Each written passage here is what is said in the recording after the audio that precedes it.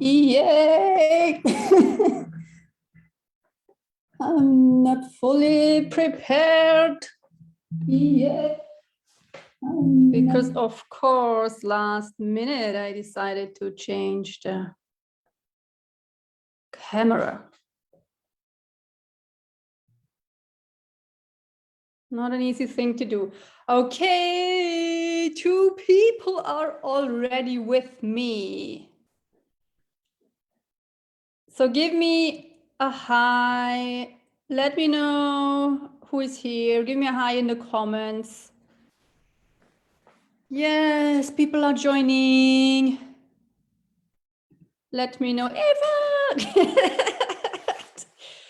Oh my goodness, I'm excited. And we have spring here in Vienna, so it's so awesome. So much more energy. I don't know where to put it.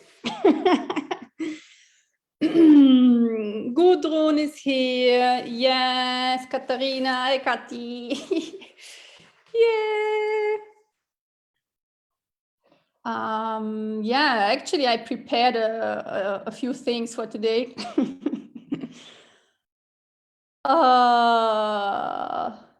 So let me jump a little bit back and forth here with you. Yeah, so we give the people a little bit of time. Lisa is here, yeah, to join, to jump on. Yeah, so in general, Susanne.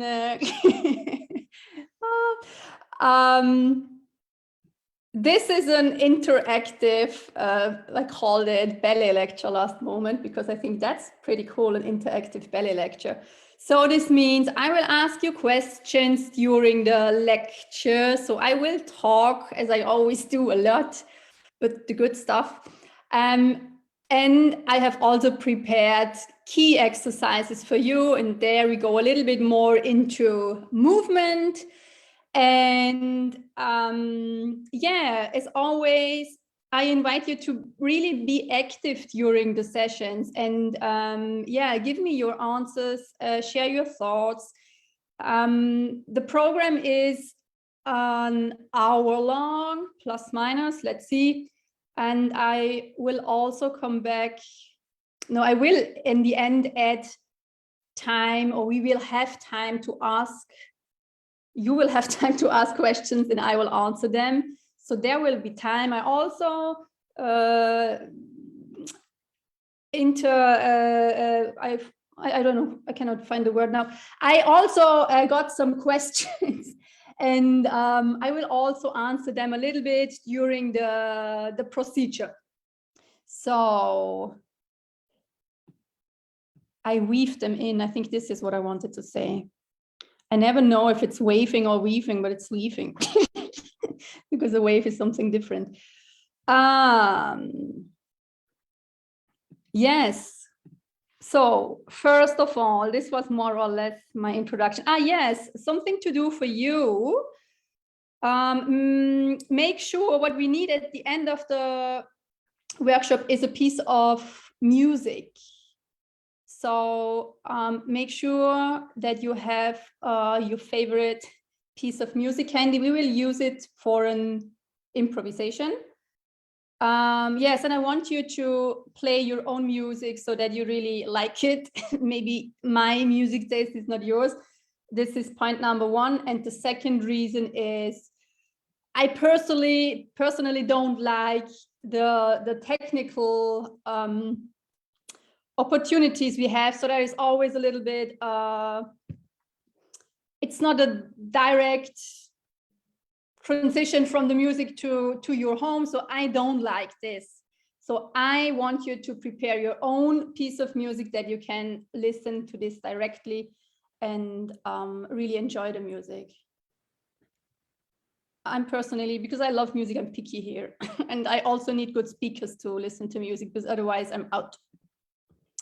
That's me. Okay. I think that was it. What you need to know. And then the big topic today is playfulness. And the thing is that playfulness is a very vague concept. I think in a way everyone knows what it is, but it's also a little bit different for everyone. So, and many of you know that this is the topic of a thesis I'm writing on, and actually it's really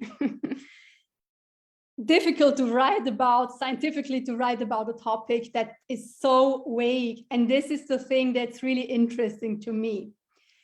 What I try to do, so I give you a little bit of background, is I ask myself if it is possible to break playfulness down in its aspects, so that I can make it, that we can make it more tangible and maybe use it as tools to implement it in our learning practice. And of course, today we are talking about our ballet practice. So this is the big idea behind the topic of playfulness. And you anyway know, I mean, it's not a coincidence that my label is called Let's Play Ballet. So this is not a new topic for me. This is really something I'm extremely passionate about. Yes, and many of you, I think nearly all of you are in my Facebook group. And what I do, so you always can witness the moments when I'm totally into my writing stuff and research stuff, because I always post and share a lot of stuff that I find in the moment. So maybe that's the reason why I'm so slowly in writing, because the moment I find this good stuff, I always feel the need to share it with you. If you're interested in this, there is a hashtag thesis around in the group. And if you search for that one, you can find all the articles or the excerpts or whatever it is that I'm sharing and that I think that are interesting and important. And I have here, I have written it down, a definition actually. So there is no definition of playfulness because it's, as I said, a way to vague concept. But of course, scientists and people are trying to grab it and try to describe it. So I just go and read it and share it with you. Actually, that's one of the first definitions I found. Meanwhile, I found way more, and they are awesome, I have to say. It's really mind-blowing. So, and this one is from Heimann and Rübster from 2018. So it's quite new. And what they say, they consider playfulness as an attitude, a mode, or a mental stance that can be modulated independent of the activity pursued and of the general character of the person. They suggest that an experience of autonomy and self-expression may be key to the success of the modulation. They furthermore indicate that the resulting playful state may allow for an exploratory engagement with materials that can lead to surprising results. Such an unexpected results seem to enhance participants' feeling of competence, which in turn may increase the motivation for the task. So that's a typical part of a study, very technical. And but there are a few keywords in it, and I want to point them out so that it's a little bit easier to grasp the idea, because I think it's really helpful. There is attitude in it, there is mental stance in it, there is experience autonomy in it, there is self-expression in it, I love, there is exploratory engagement in it, feeling of competence, and motivation for a task. And maybe you are asking yourself, no, but what has this to do with ballet? Actually, not so much, I would say.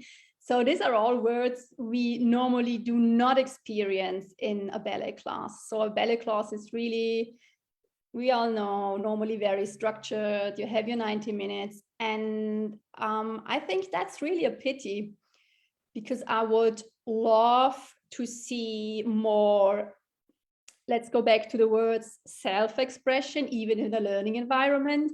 I would love to, for people to experience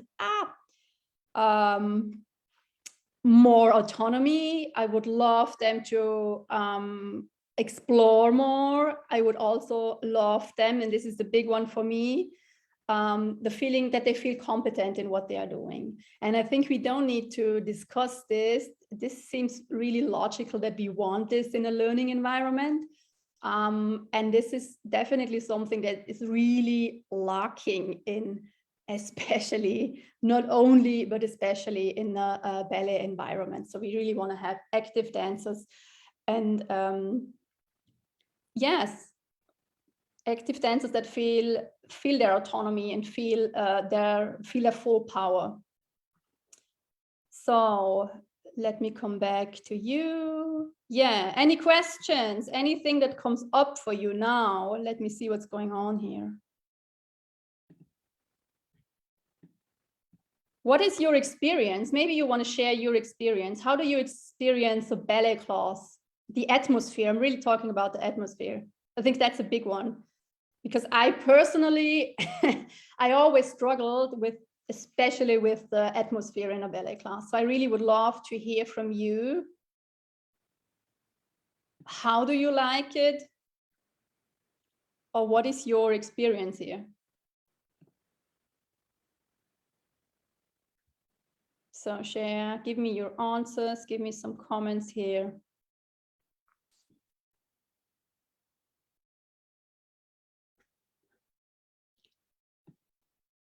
Yes, and another funny thing is that if we are thinking about play, it's always, or the first thing that comes up. Even when I did my research, what came up was play for children, free play. So it's very connected to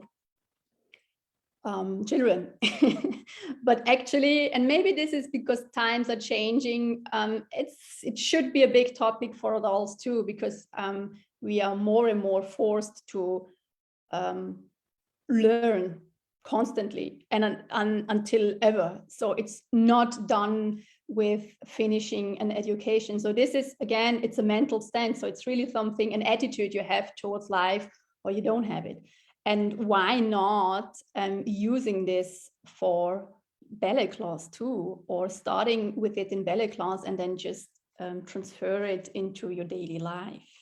So I think it's definitely helpful for all your relationships, business, private, yeah, everything you do. And then what do I have here? So comments, let me see what's going on there. Yes, my class is welcoming, but there isn't a lot of play. Yes, so I just started belly dancing class. Yeah, and then you can play more. Yes, that's true. They are way more, the atmosphere is definitely different. Yes, Gudrun really likes the structure. Absolutely, there's nothing against it. And you, she's asking, how can I combine it? Yeah. You know what? This is the question I ask myself, because I wouldn't have stick to ballet if I just if I didn't like it back then. So I really love the structure too, but I sense that maybe we can open it up a little bit more, so that we can add playfulness to it. So yeah, and why I came up with this workshop is because I stated that it's not enough to rely on repetition alone to make progress. So yeah, I think this is also quite an old way of thinking and how we are used to learn. So we're doing a lot of the same time, a lot of the same all the time. I think this is a little bit outdated. And so I will show you how you can add playfulness to enriching your practice time. So Yeah, and the other thing is maybe because we already had it, that there are people that love the structure, and I just had a talk today.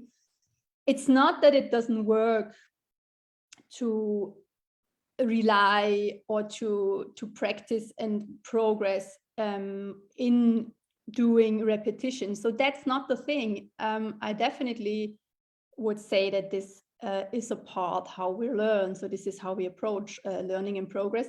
But I also can say that there are actually quite a lot of people out there, and they suffer if you solely approach it from this one side, doing the same again and again. So there are really people that deeply long to play more and explore more and have more juiciness in this environment. So if you don't miss it, that's fine. But I know, and of course, I think these are the people who find me because they really long to play more.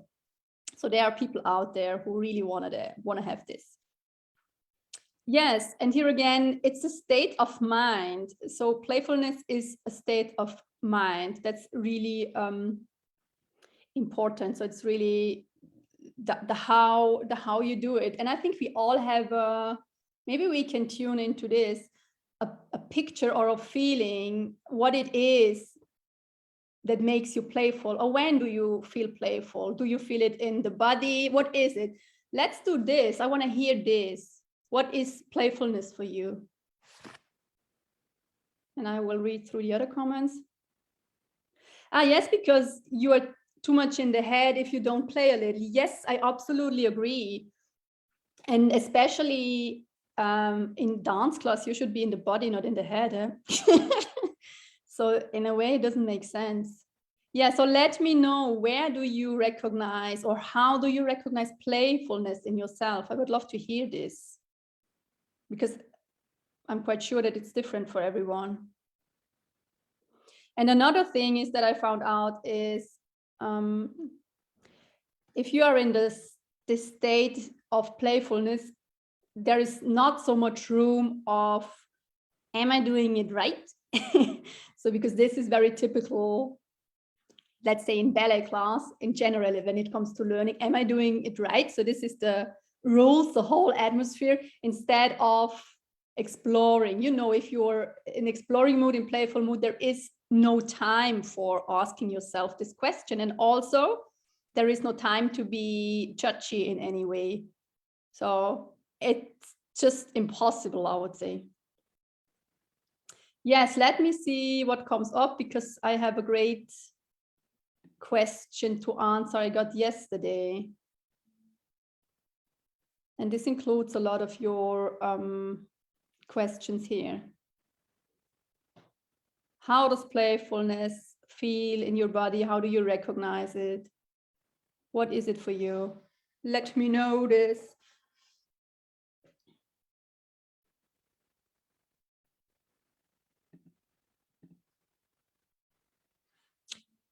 Okay, I will go to the question.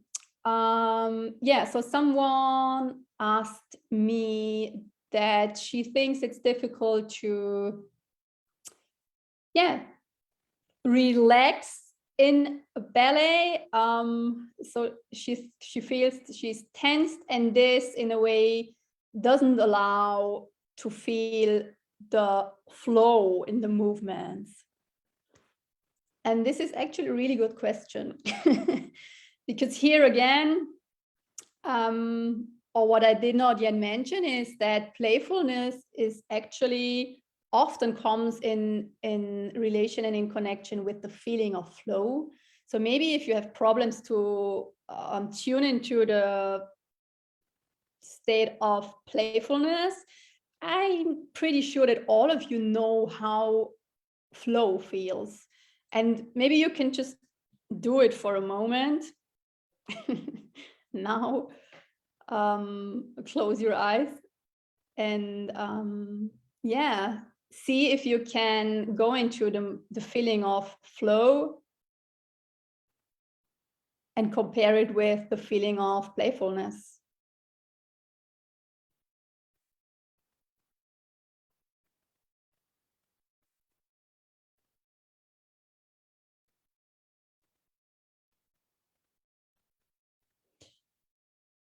So I would say it's not the same, but they are similar. So I would say also, if you're in the flow, it's not important if you're doing things the right way. It's just, this question never comes up if you're in the flow. It's just a pure enjoyment of the moment. And that's pretty the same in playfulness, I would say.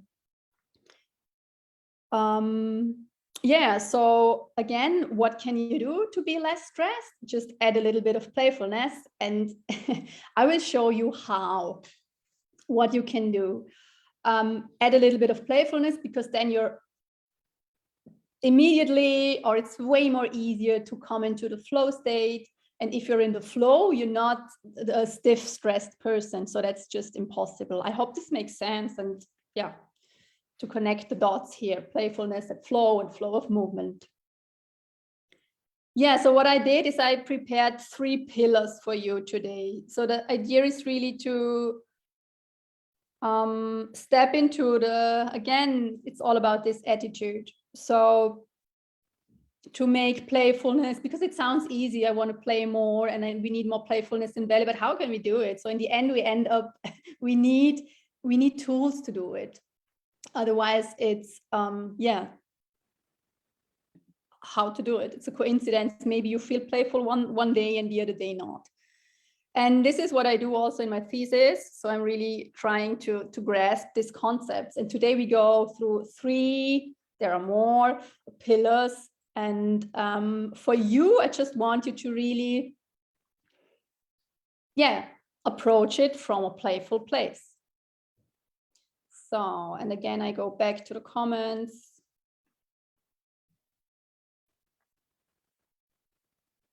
Yes, and not to think too much mood. Yes, the playfulness comes to flow. Absolutely, that's it. So they're really connected. It's really this, I feel playfulness when I jump.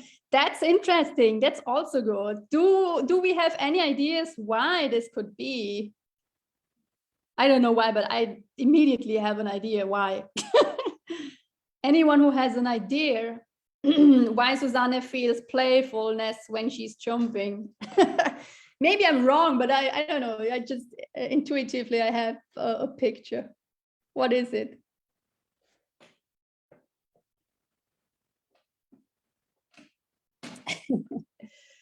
I can share mine if you do not have ideas. I don't know. Susanne says, I don't know. It's just an idea. What comes up for me is that jumping is so connected with childhood. So that's definitely a movement you did a million times in childhood. And this, I could do another lecture about this. Playfulness and flow, it's also connected to learning. It's also connected to emotions. So that's another awesome thing to know. And guess what? You learn better if the environment is safe and you feel good, and it's connected with the very important part here is the curiosity. And we all know this. So if you go back, now we do a little bit of side explanation. If you go back to school, yeah, so it's often that the stuff that you like, that inspires you, is also the stuff that you still know.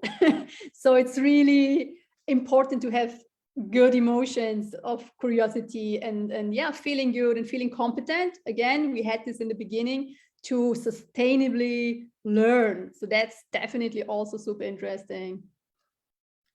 This is just my weird explanation, Susanne. I think you feel playfulness when you jump. So let me see how we are in the time. Not so bad, but definitely already over time. Yeah, so the first exercise for you is, first I give you the overview of the pillars. So I decided today to go for mindfulness.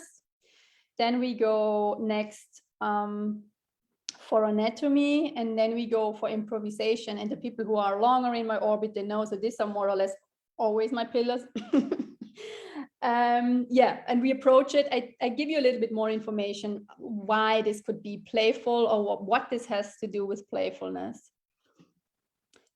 Number 1, mindfulness. Pillar number 1. Question to you: what is mindfulness for you? What comes up when I say mindfulness?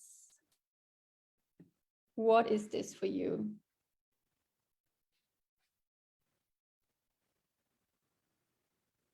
Any feelings or pictures or practice? What is it? When are you feeling mindful?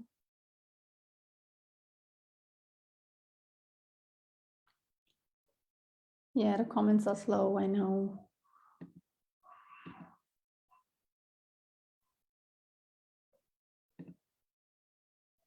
I'm gonna give you a little bit of time because after that we jump into a cool exercise. Yeah, meditation and yoga, for example. Yes, absolutely. Wonderful, beautiful armpits here.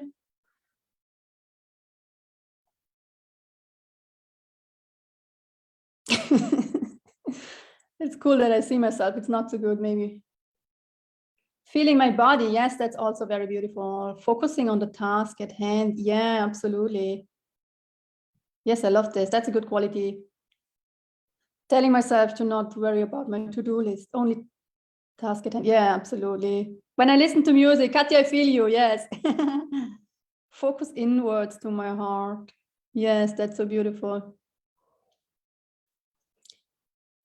Yeah, so I immediately feel calmed down just by reading your comments. So yeah, so we do the exercise and I will guide you through it. So I want you to, if you sit, to stand up and stay.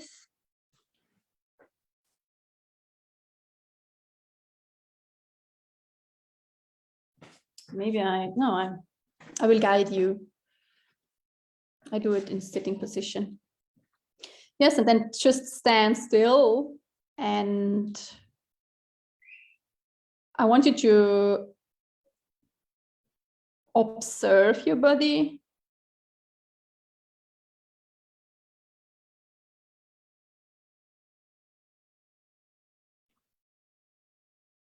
So we just stand and we observe the body, what's going on. We observe the breath, for example. And we can observe other body parts, like the feet,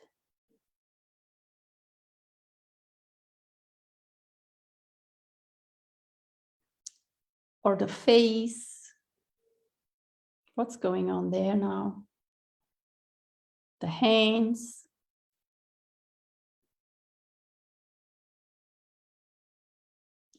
I'm going through the unusual parts today.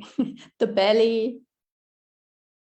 We had belly dance today. What's going on in your belly at the moment? Just observing.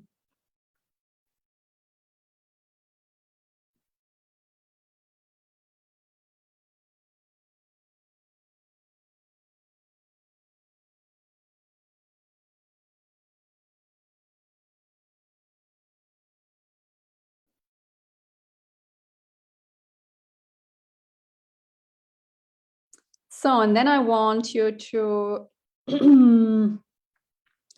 share with me how relaxed do you feel at this moment on a scale from 1 to 10? So how relaxed? Need to make a note here. On a scale from 1 to 10, how relaxed do you feel?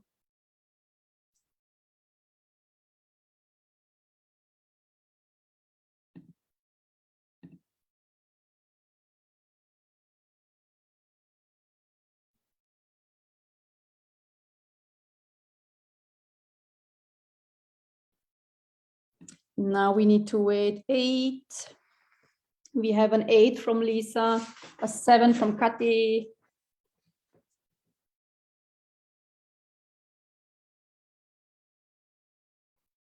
Another 7, another 7. You're pretty relaxed, huh? A 5, but I had a really stressful day. Yes, that's all good. We're just observing.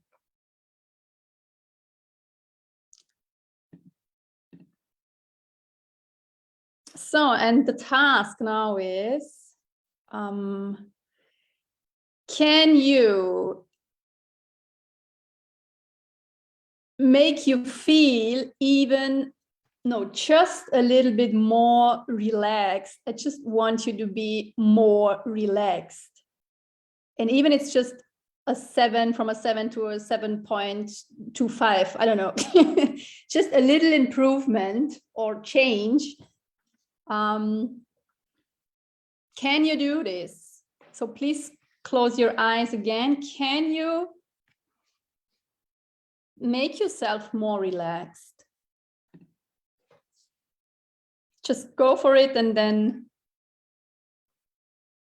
I give you a little bit of time.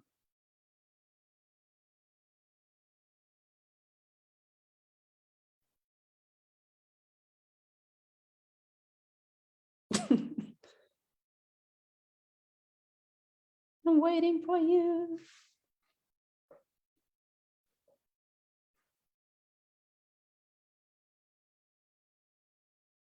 I'll fall asleep. Okay, please, people, wake up. How successful was this exercise, this task? Could you improve your relaxation level? Share with me.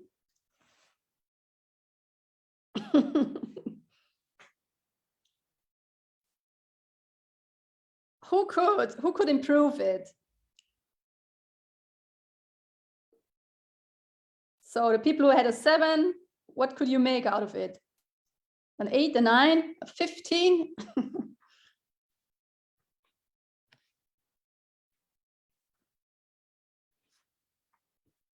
Yes, 8 now. That's 1 point extra. That's awesome.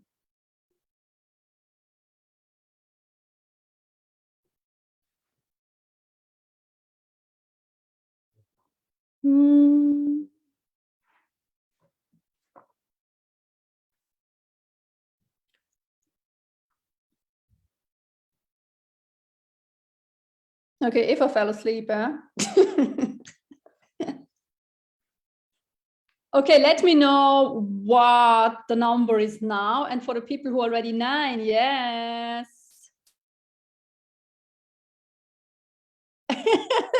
gives me a whole explanation. People, you are too good, because the second question would have been, what was the strategy? So what was the strategy? How could you improve your relax mode? Yeah, Susanne made it to an 8 too. What did you do? What is the strategy?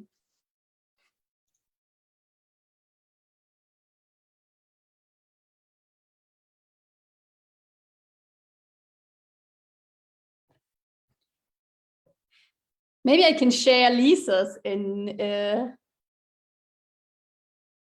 instead, or at the moment, just because you're not yet there, obviously. So Lisa made, I think, calm down my breathing. Yeah, this is what Kati says. And Lisa made it, I think, from 8 to 9. Yes, I thought about a circle. Then I expanded my breathing. Then I heard birds and felt wonderful. That's so beautiful. I like visualization, so I knew the circle would help, and I automatically breathed better. 8 to 9, yes. Awesome.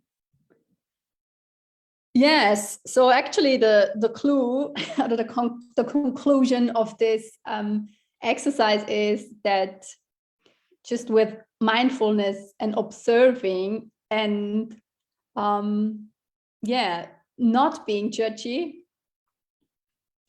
you are able to develop even a strategy to improve. So this was a really playful way you did it, because I read just what you did. So the stuff with the circle and the bird, This was beautiful. And the next thing is really that you understand that you are absolutely capable to make progress. Here we just used relaxation to improve relaxation, but actually you can do exactly the same, and I'm quite sure that you can do it, and you can do it maybe after the workshop. Use a plie and do the same. So first, observe what you are doing. Do your plie and just watch and observe. Then rate it. Do it again, and then try to find a strategy. So we use this very easy, basic example because this is really easy to do. It's, I would say, a little bit more advanced if you do it with a plie, but you can do it. So now you really prove that you can do it. And then find a strategy. You will find it. And if you have troubles to find a strategy, then go for this one. Because if you calm down, because many of you use the breathing pattern or the way you breathe. If you add this, then you definitely will improve the quality of your plie too. So this is a little bit of a homework. I think I need to make a post, and I want you to check in with me about this one. Homework for this week. Find a strategy to improve your plie. Yeah, maybe just what comes up for me, we had it in the intro. Playfulness is also about autonomy. And what were the other beautiful words? Feeling competent and exploratory engagement. So here we go. So this could it be? So you are the total master of your progress. So time check. Oh, not so bad. Let me see what came up for you. Yeah. The next pillar, and yes, you all noticed that I love to implement anatomy and anatomical knowledge, and we keep it simple today, but I want to do it with you. Yes, I love to do this. And of course, anatomy is not a super playful thing. For me, it is, but maybe not obviously. It's super important. Again, what is your attitude to learn anatomy? So it's really about the curiosity. So how curious are you to learn about your bones? So we had this being focused on the task, maybe, yeah. So it's really, and being also focused on the body. So what's going on here? And you can do this with touch or input, yes, anatomical input. And you're really in the body, and it's again not important what's going on outside. It's not important if you're doing it right. This is just not important at that moment. So this is why I think learning about anatomy is an extremely playful approach to learn ballet. I wrote here, why could it be important to learn about anatomy as a dancer? Maybe we can ask this question too. Or why is it important for you? Let's change it a little bit. Why is it important for you to learn about anatomy? And I go back here. Why is this important for you to learn about anatomy?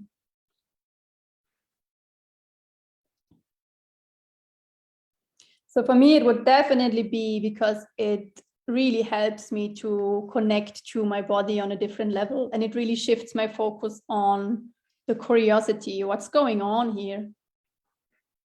So what's going on here? What's going on here in the comments?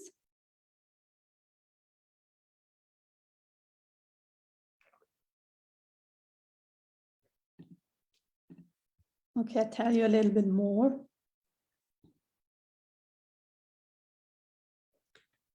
Where are my bones?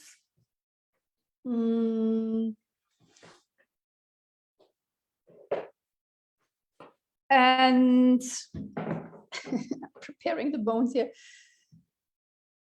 My people, now we have an answer.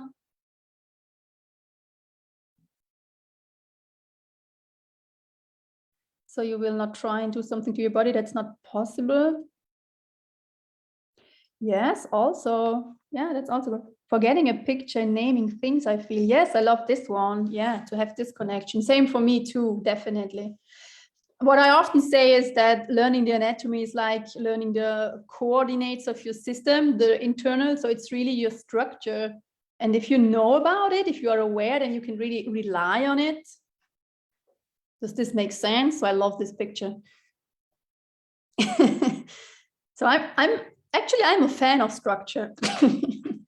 So I like both. To feel my body deeper, yes. Absolutely. So, and then next question, who here knows already where the hip joint is?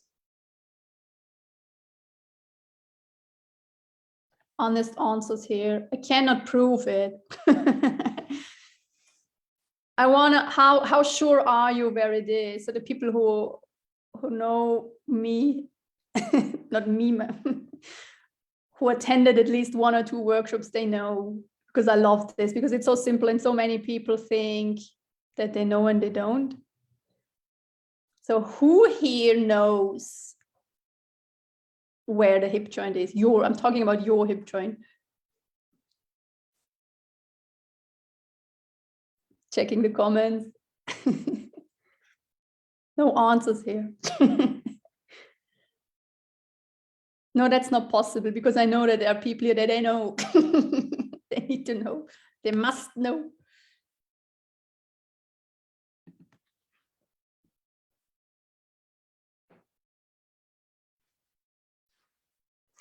So meanwhile, here means what? Yeah, Eva knows.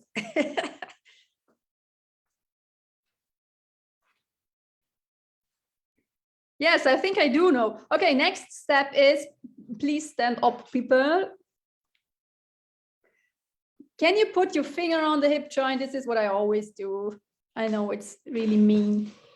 Put your finger on the hip joint. And by the way, for the people who did this with me already several times, there is always something new to discover. So even if I just teaching it for the, I don't know, 150 times, me too, I know where it is. Yeah, Kati, you know it for sure. There are so many layers in that. So we're really getting better and better and more precise in feeling it. So let me see. Now it's my turn to move a little bit.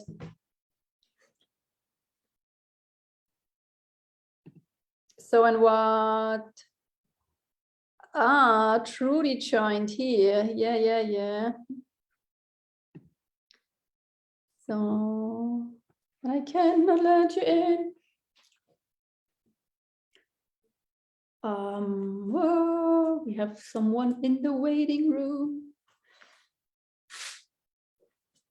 So people often point somewhere here. So that's not where it is.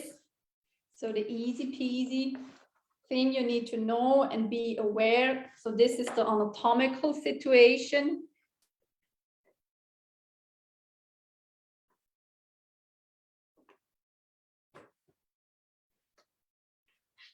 And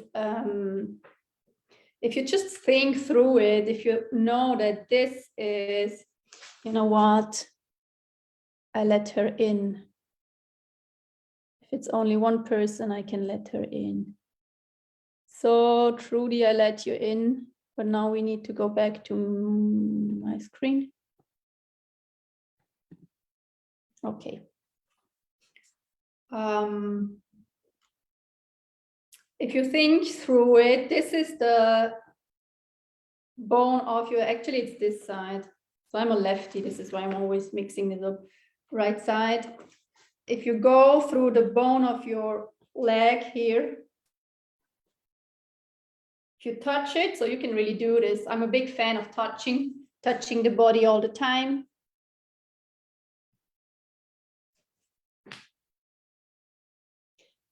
And then if you wander here, walk here,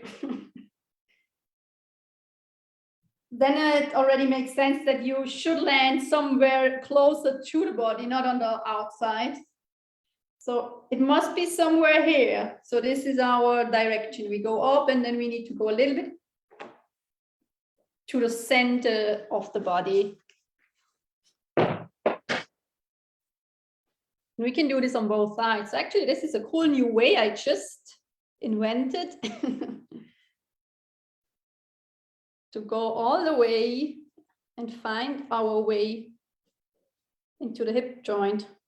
Follow the bone, and then, because we have seen it, go inside.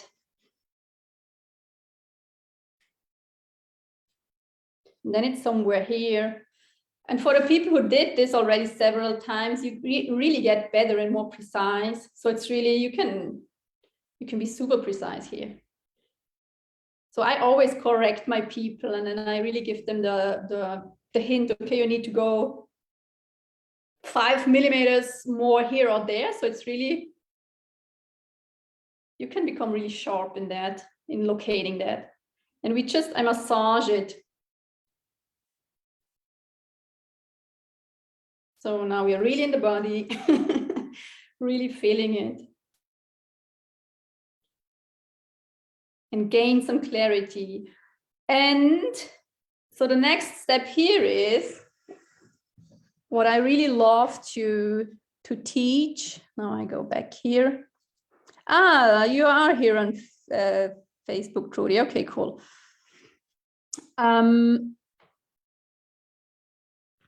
If you gained this new understanding, this new anatomical input, now I would love to have dancers who can't wait the moment they get this input to implement it on their own. And this is what I want you to do now.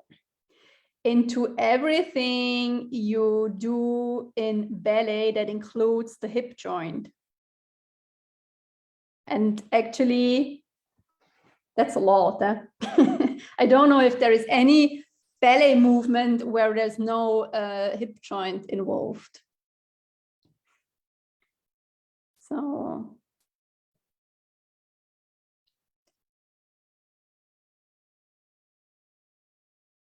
So I want you, again, the exercise is now that you, with this new knowledge, really having clarity, being clear about the location of your hip joint. I want you to naturally implement it on your own. What does this mean if you now do a plie?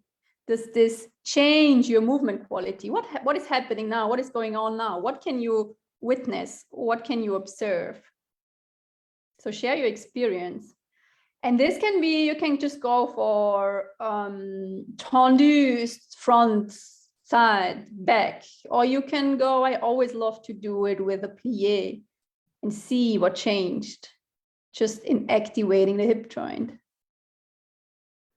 If you're super movement hungry, then you can go for a little combination or a more advanced movement. No, you shouldn't do this because you're not warmed up.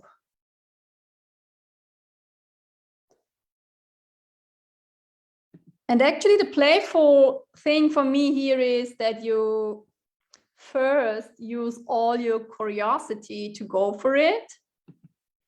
And then again, we have this very, whoops.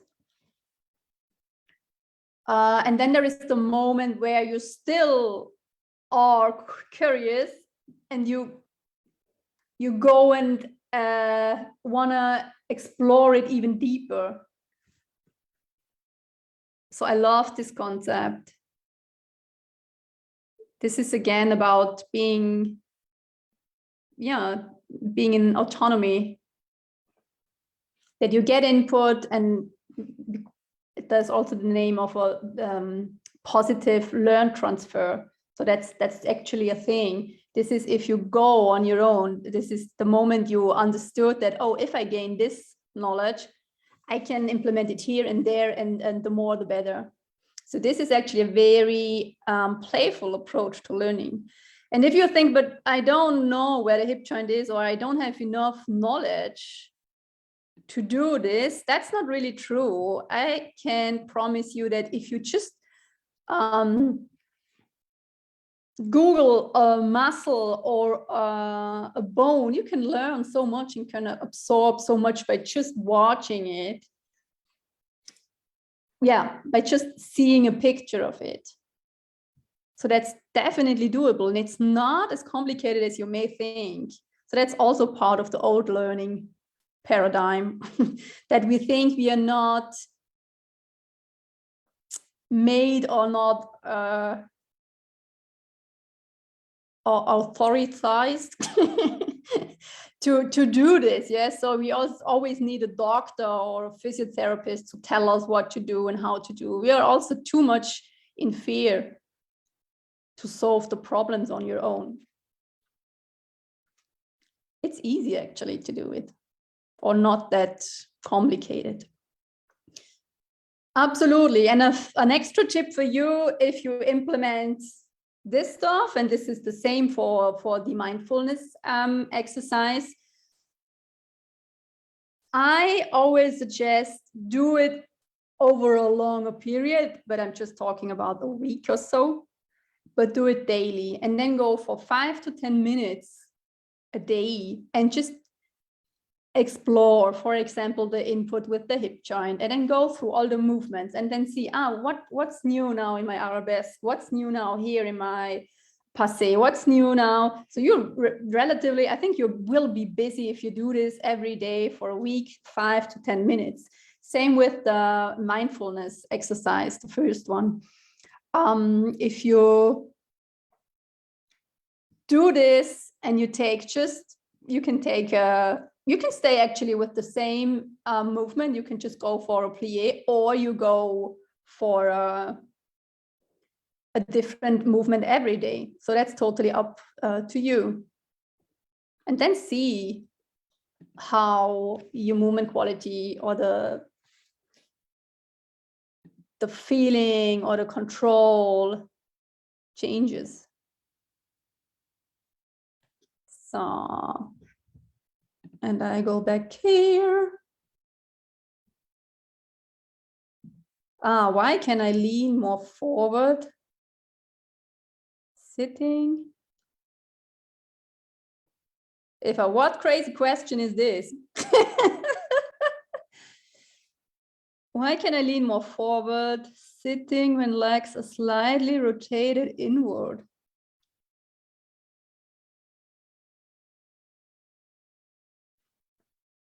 What are you doing?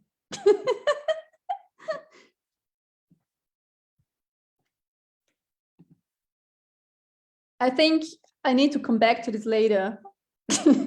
I'm not really getting what you're doing. So, and then, so we're not that bad in time. The last big pillar is improvisation. And I think this is pretty much obvious that this is a playful way to move. So, the thing here is only why, maybe to understand why could this help to improve my ballet technique. So that's actually a really good question. And what I can say here is that there is actually a person, and she really made a study out of this topic, and she really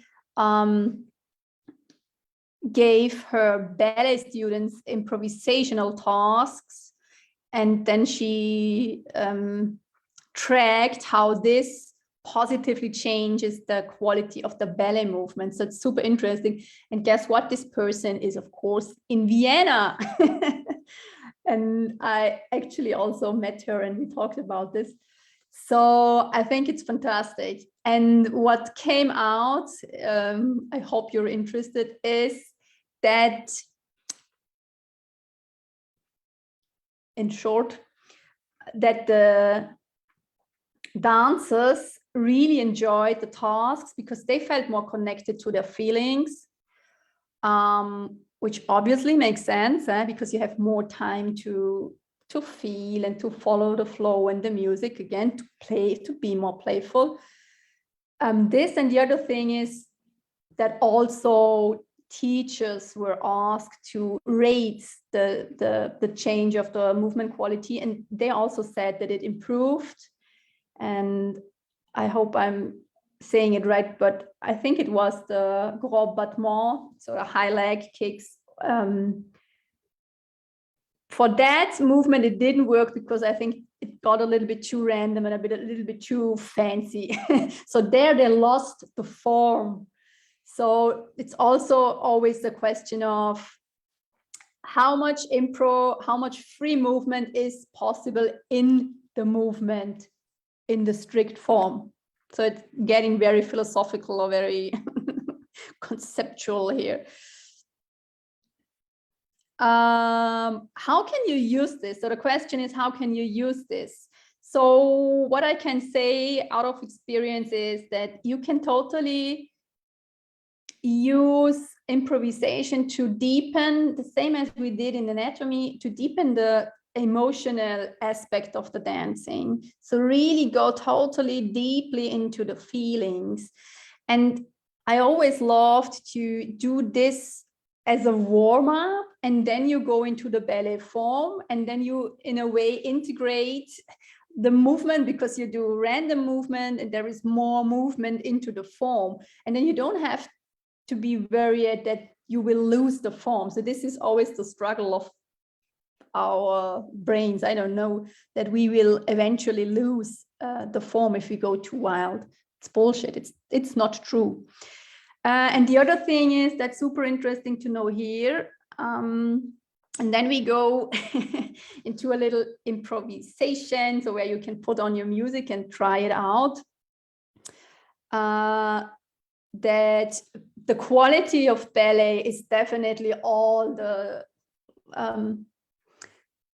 really exaggerating and having all the long lines. And this is actually, you know what, this is the feeling that we love so much. This is the fascia, this is the fascia we stretch. So this is so good and it's so healthy for the body. And in ballet you have it all the time with all the long legs and the high legs. And in German it's called Endgradigkeit. So finality in English. I don't know if it's the correct translation, but that you have an idea. So it's really go to the last bit and even further. So you know what I mean. So this is typically ballet, and this is so healthy. And this is something you really should practice. And you can practice just the feeling of it, because the problem is if you're in ballet class, you're so busy and you're following the stuff, and then you never go to this really final point, this Endgradigkeit, this finality, because there is so much going on that you are only able to do this and really enjoy this later on your ballet journey. But if we bring playfulness in it, into your ballet practice and improvisation, you can just develop it earlier. So now what you can do, pas de bras for sure. Playing. So yeah, in pas de bras you do it. Or what do you mean, Lisa? In pas de bras you use the full fascia.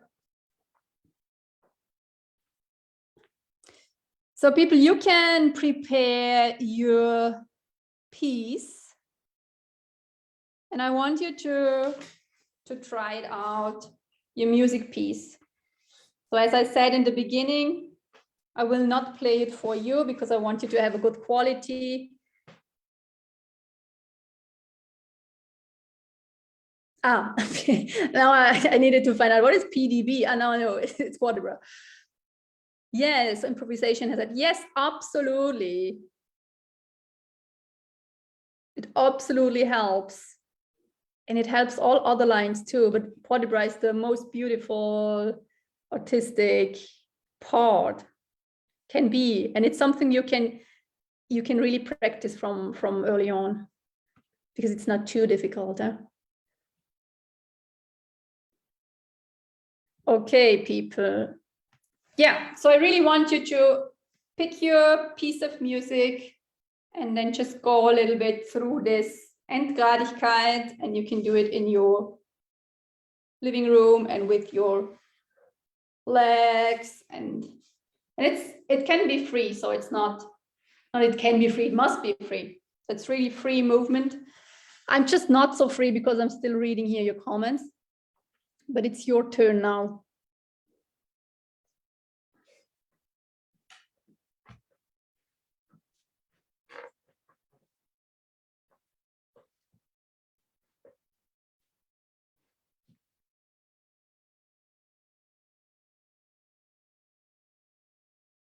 Yes, and you can also do this after the workshop, even deepen this a little bit. So it's really just follow the music. And what they also found out in that study, it helps a lot if the music is the music you like. I think this makes totally sense. So it makes it easier if you have something that you really resonate with. Then you can really enjoy this.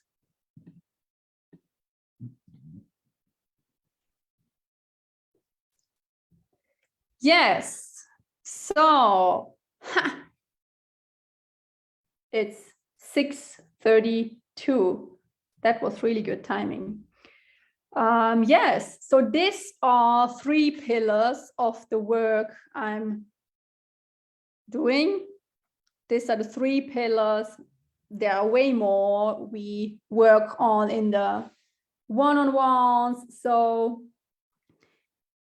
and I definitely invite you. So if this is something that speaks to you, and again, I come back to, there are people, they love to just have the structure, and that's awesome. But I know that there are many people that really love to fill the form from the ballet form from inside out, and they really long to have this approach, just to have more variety, more approaches to learn and to make progress and to access ballet. So they are definitely out there. And if this speaks to you, reach out to me, definitely.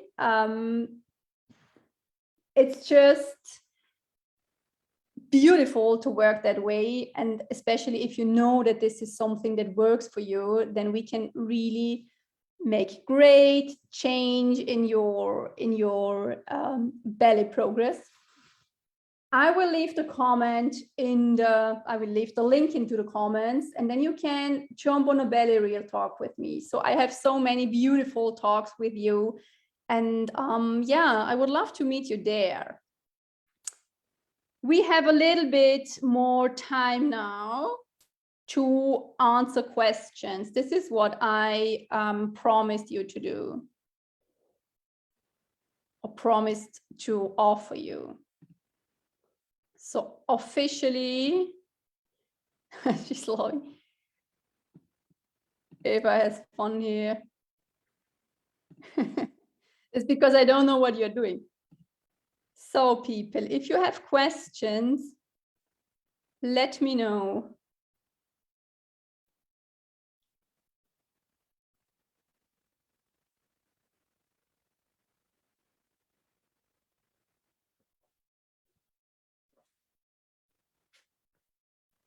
If not, that's awesome. So awesome too. So now I'm getting tired a little bit. Because actually I already reached out to you and asked you beforehand so that I can really weave them into the workshop.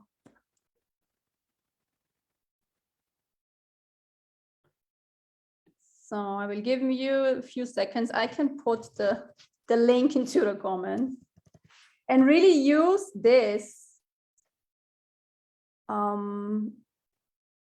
It's so, I can't speak and write at the same time.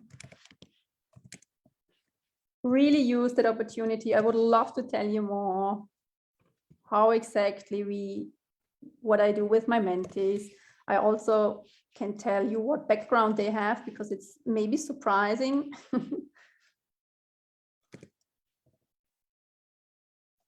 And yeah.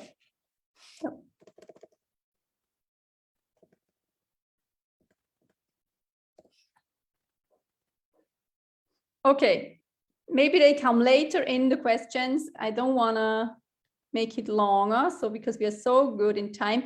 If you have questions, if questions come up later, you can put it into the comments. So I'm really here for that. Also for the people who are watching the replay, should have said it in the beginning. Use the hashtag replay and just follow the workshop. I would love to come back to you. And yeah, so that's it. I feel honored that you showed up and that you participated in such a good way. So I will stay 2 minutes longer online, and we'll fill in we'll put the link into the comments. Yeah, so thank you for showing up, and hopefully see you soon. More, yeah, thank you. And enjoy. I thought I will check in with you about the homework I gave you, so that you really do use one of the 3 things to implement over 1 week. So I will tag you people. So I want you really to do this. Okay, ciao, ciao. So let me write this in here.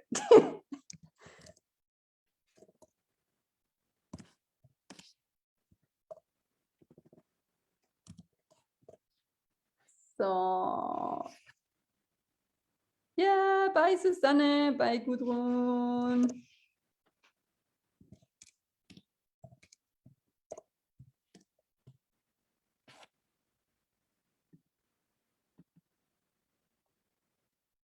So it's done, I think. So I did it. Yes. Click the link, book a spot, meet me, let's talk. Yeah, I love to know how I can support you, where you want to go, what's working well for you, what are the areas where you're struggling, all of it. So it's a great opportunity. Book your spot and see you soon. So now it's really the end of the workshop. Bing, comment is made.